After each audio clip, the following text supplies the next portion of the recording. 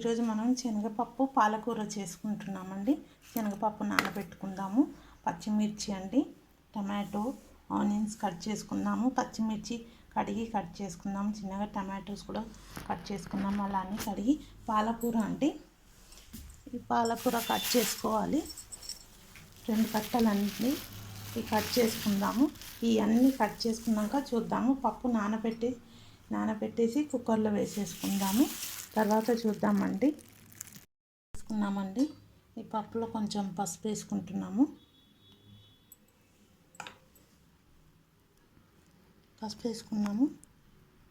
తర్వాత ఈ tomato, onions, పచ్చిమిర్చి అన్నీ కట్ చేసి వేసుకుందాము.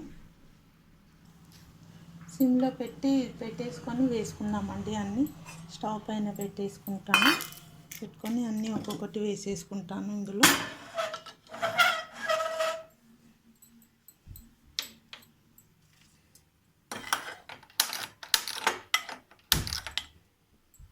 పచ్చిమిర్చి, ఉల్లిగడ్డ అవన్నీ వేసేసుకుందాము.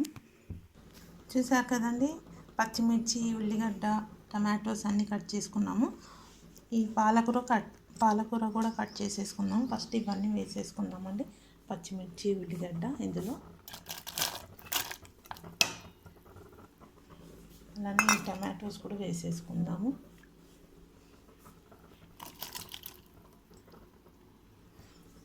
ఇప్పుడు మనం ఈ పాలకూర కూడా కట్ చేసి ఇందులో వేసేసుకుందాము. ఒకసారి కలిపేసుకుందామండి.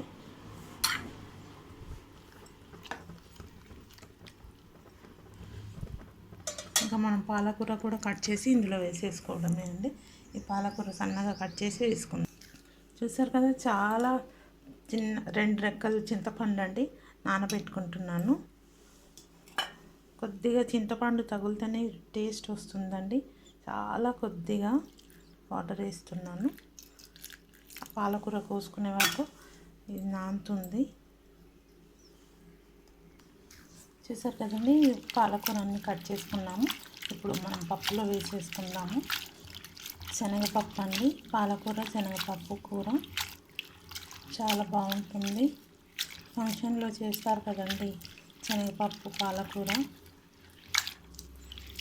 మా పిల్లలకి చాలా ఇష్టమండి శనగపప్పు పాలకూర. పప్పులో వేసేసుకుంటున్నాను.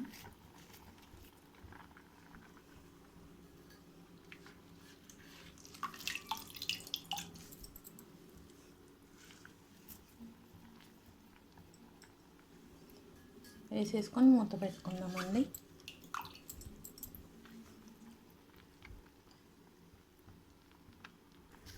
ఒకసారి కలిపేసుకుందామండి.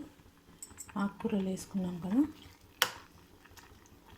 మూత పెట్టేసుకుందాము. ఒక 3 విజిల్స్ వచ్చాక చూద్దాము. ఓపెన్ చేద్దామండి. 3 విజిల్స్ పెట్టుకుందాము. మనం తాలింపు చేసుకుందామండి. అప్పటి వరకు పప్పు 3 విజిల్స్ వచ్చే వరకు ఆయిల్ వేసుకుందాము. ఒక పావు ఆయిల్ వేసుకుంటున్నాము.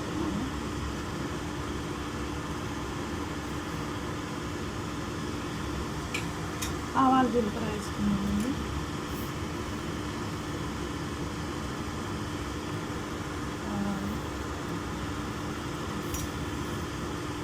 జీలకర్ర అండి, పసుపు, 2 ఎండుమిర్చి వేసుకుందాము.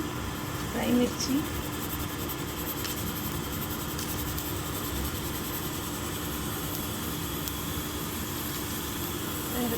వేసుకున్నామండి.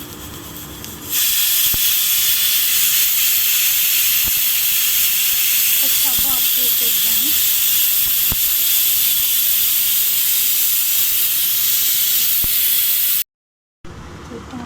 చూద్దామండి. పప్పు ఉడికిపోయింది.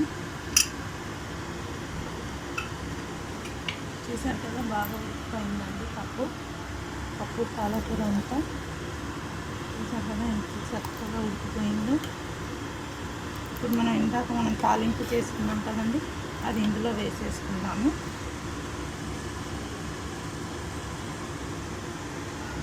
తాలింపు వేసేసుకుంటున్నాము.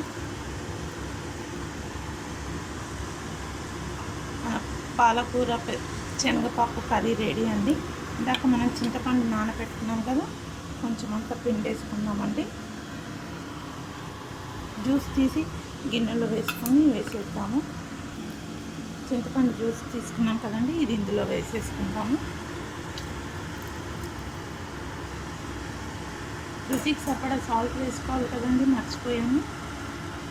సాల్ట్ వేసుకుంటున్నాను, కలిపేసుకున్నాను. పాలకూర శనగపప్పు కర్రీ రెడీ అండి.